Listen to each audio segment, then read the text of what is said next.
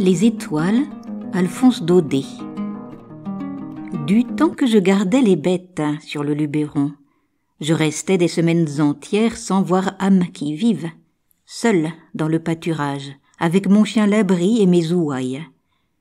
De temps en temps, l'ermite du mont de Lure passait par là pour chercher des simples, ou bien j'apercevais la face noire de quelques charbonniers du Piémont. Mais c'étaient des gens naïfs, silencieux, à force de solitude, ayant perdu le goût de parler et ne sachant rien de ce qui se disait en bas dans les villages et les villes. Aussi, tous les 15 jours, lorsque j'entendais sur le chemin qui monte les sonnailles du mulet de notre ferme, m'apportant les provisions de quinzaine, et que je voyais apparaître peu à peu au-dessus de la côte la tête éveillée du petit Miarro, ou la coiffe rousse de la vieille tante Norade, j'étais vraiment bien heureux. Je me faisais raconter les nouvelles du pays d'en bas, les baptêmes, les mariages. Mais ce qui m'intéressait surtout, c'était de savoir ce que devenait la fille de mes maîtres, notre demoiselle Stéphanette, la plus jolie qu'il y eût à 10 lieues à la ronde. Sans avoir l'air d'y prendre trop d'intérêt, je m'informais si elle allait beaucoup aux fêtes, aux veillées, s'il lui venait beaucoup de nouveaux galants, et à ceux qui me demanderont ce que ces choses-là pouvaient me faire, à moi, pauvre berger de la montagne, je répondais que j'avais 20 ans et que cette Stéphanette était ce que j'avais vu de plus beau dans ma vie. Or, un dimanche, que j'attendais les vivres de quinzaine, il se trouva qu'ils n'arrivèrent que très tard. Le matin, je me disais, c'est la faute de la grand-messe. Puis, vers midi, il vint un gros orage et je pensais que la mule n'avait pas pu se mettre en route à cause du mauvais état des chemins. Enfin, sur les 3 heures, le ciel était lavé, la montagne luisante d'eau et de soleil. J'entendis parmi l'égouttement des feuilles et le débordement des ruisseaux gonfler les sonnailles de la mule, aussi gaies, alertes qu'un grand carillon de cloche un jour de Pâques. Mais ce n'était pas le petit Miarro, ni la vieille Noirade qui la conduisait. C'était, devinez qui? Notre demoiselle en personne, assise, droite entre les sacs d'osier, toute rose de l'air des montagnes et du rafraîchissement de l'orage. Le petit était malade, tante Norade en vacances chez ses enfants. La belle Stéphanette m'apprit tout ça en descendant de sa mule. Et aussi qu'elle arrivait tard parce qu'elle s'était perdue en route. Mais à la voir si bien endimanchée, avec son ruban à fleurs, sa jupe brillante, elle avait plutôt l'air de s'être attardée à quelque danse que d'avoir cherché son chemin dans les buissons. Mes yeux ne pouvaient se lasser de la regarder, et il est vrai que je ne l'avais jamais vue de si près. Quelquefois l'hiver, quand les troupeaux étaient descendus dans la plaine, et que je rentrais le soir à la ferme pour souper, elle traversait la salle vivement, sans guère parler aux serviteurs, toujours parée, un peu fière. Et maintenant que je l'avais devant moi rien que pour moi, n'était-ce pas à en perdre la tête? Quand elle eut tiré les provisions du panier, Stéphanette se mit à regarder curieusement autour d'elle. Relevant un peu sa belle jupe du dimanche, qui aurait pu s'abîmer, elle entra dans le parc, voulut voir le coin où je couchais, la crèche de paille avec la peau de mouton, ma grande cape accrochée au mur, ma crosse, mon fusil à pierre, tout cela l'amusait. « Alors c'est ici que tu vis, mon pauvre berger? Comme tu dois t'ennuyer d'être toujours seul. Qu'est-ce que tu fais? À quoi penses-tu » J'avais envie de répondre « À vous, maîtresse !» et je n'aurais pas menti. Mais mon trouble était si grand que je ne pouvais pas seulement trouver une parole. Je crois bien qu'elle s'en apercevait, et qu'elle prenait plaisir à redoubler mon embarras avec ses malices. « Et ta bonne amie, berger, est-ce qu'elle monte te voir quelquefois? Ça doit être bien sûr la chèvre d'or.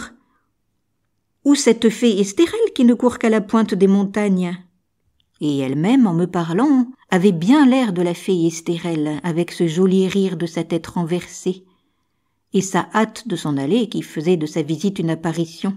« Adieu, berger. Salut, maîtresse. » Et la voilà partie, emportant ses corbeilles vides. Lorsqu'elle disparut dans le sentier en pente, il me semblait que les cailloux, roulant sous les sabots de la mule, me tombaient un à un sur le cœur. Je les entendis longtemps, longtemps, et jusqu'à la fin du jour je restais comme ensommeillée, n'osant bouger de peur de faire en aller mon rêve. Vers le soir, comme le fond des vallées commençait à devenir bleu et que les bêtes se serraient en bêlant l'une contre l'autre pour rentrer au parc, j'entendis qu'on m'appelait dans la descente. Et je vis paraître notre demoiselle, non plus rieuse ainsi que tout à l'heure, mais tremblante de froid, de peur, de mouillure. Il paraît qu'au bas de la côte elle avait trouvé la sorgue grossie par la pluie d'orage, et qu'en voulant passer à toute force elle avait risqué de se noyer. Le terrible, c'est qu'à cette heure de nuit, il ne fallait plus songer à retourner à la ferme, car le chemin par la traverse, notre demoiselle n'aurait jamais pu s'y retrouver toute seule. Et moi, je ne pouvais pas quitter le troupeau. Cette idée de passer la nuit sur la montagne la tourmentait beaucoup, surtout à cause de l'inquiétude des siens. Moi, je la rassurais de mon mieux. En juillet, les nuits sont courtes, ce n'est qu'un mauvais moment. Et j'allumais vite un feu pour sécher ses pieds et sa robe toute trempée de l'eau de la sorgue. Ensuite, j'apportais devant elle du lait, des fromageons.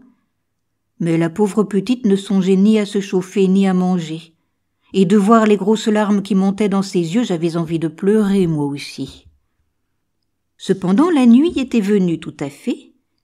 Il ne restait plus sur la crête des montagnes qu'une poussière de soleil, une vapeur de lumière du côté du couchant.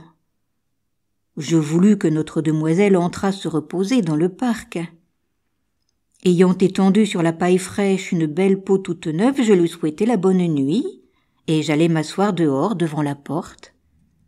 Dieu m'est témoin que, malgré le feu de l'amour qui me brûlait le sang, aucune mauvaise pensée ne me vint, rien qu'une grande fierté de songer que dans un coin du parc, tout près du troupeau curieux qui la regardait dormir, la fille de mes maîtres reposait, confiée à ma garde. Jamais le ciel ne m'avait paru si profond, les étoiles si brillantes. Tout à coup, la claire-voie du parc s'ouvrit et la belle Stéphanette parut. Elle ne pouvait pas dormir. Les bêtes faisaient crier la paille en remuant ou bêlaient dans leurs rêves. Elle aimait mieux venir près du feu. Voyant cela, je lui jetai ma peau de bique sur les épaules, j'activai la flamme et nous restâmes assis l'un près de l'autre, sans parler. Si vous avez jamais passé la nuit à la belle étoile, vous savez qu'à l'heure où nous dormons, un monde mystérieux s'éveille dans la solitude et le silence. Alors les sources chantent bien plus clair, les étangs allument les petites flammes. Tous les esprits de la montagne vont et viennent librement, et il y a dans l'air des frôlements, des bruits imperceptibles, comme si l'on entendait les branches grandir, l'herbe pousser. Le jour, c'est la vie des êtres, mais la nuit, c'est la vie des choses. Quand on n'en a pas l'habitude, ça fait peur.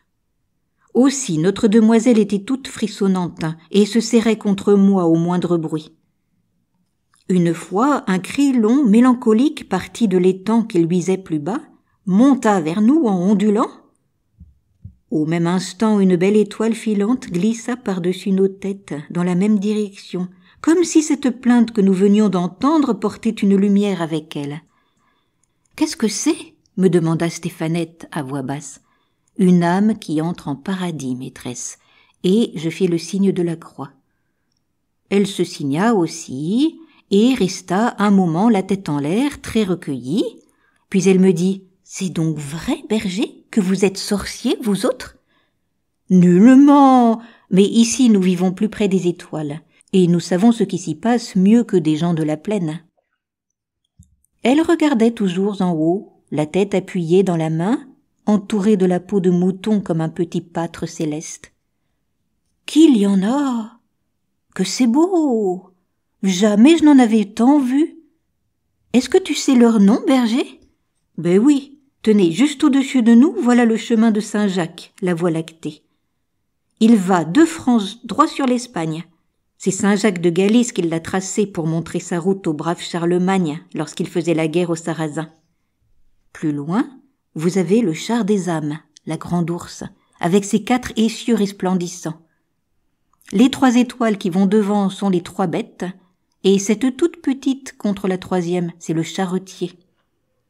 Voyez-vous, tout autour, cette pluie d'étoiles qui tombe, ce sont les âmes dont le bon Dieu ne veut pas chez lui. Un peu plus bas, voici le râteau ou les 3 rois, Orion. C'est ce qui nous sert d'horloge à nous autres. Rien qu'en les regardant, je sais maintenant qu'il est minuit passé.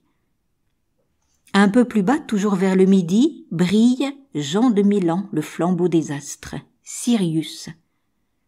Sur cette étoile-là, voici ce que les bergers racontent. Il paraît qu'une nuit, Jean de Milan, avec les 3 rois et la poussinière, furent invités à la noce d'une étoile de leurs amis. La poussinière, plus pressée, partit, dit-on, la première et prit le chemin haut. Regardez-la, là-haut, tout au fond du ciel. Les 3 rois coupèrent plus bas et la rattrapèrent. Mais ce paresseux de Jean de Milan, qui avait dormi trop tard, resta tout à fait derrière, et furieux pour les arrêter, leur jeta son bâton. C'est pourquoi les 3 rois s'appellent aussi le bâton de Jean de Milan. Mais la plus belle de toutes les étoiles, c'est la nôtre. C'est l'étoile du berger qui nous éclaire à l'aube quand nous sortons le troupeau, et aussi le soir quand nous le rentrons. Nous la nommons encore Maguelonne, la belle Maguelonne, qui court après Pierre de Provence, et se marie avec lui tous les 7 ans. Comment, berger, il y a donc des mariages d'étoiles? Ben oui. Et comme j'essayais de lui expliquer ce que c'était que ces mariages, je sentis quelque chose de frais et de fin peser légèrement sur mon épaule. C'était sa tête alourdie de sommeil qui s'appuyait contre moi, avec un joli froissement de ruban, de dentelle et de cheveux ondés. Elle resta ainsi sans bouger, jusqu'au moment où les astres du ciel pâlirent, effacés par le jour qui montait. Moi, je la regardais dormir, un peu troublée au fond de mon être, mais saintement protégée par cette claire nuit qui ne m'a jamais donné que de belles pensées. Autour de nous, les étoiles continuaient leur marche silencieuse, docile comme un grand troupeau. Et par moments, je me figurais qu'une de ces étoiles, la plus fine, la plus brillante, ayant perdu sa route, était venue se poser sur mon épaule pour dormir. À bientôt pour de nouvelles aventures. Vous pouvez retrouver des histoires et des poésies sur ma chaîne Entendre lire.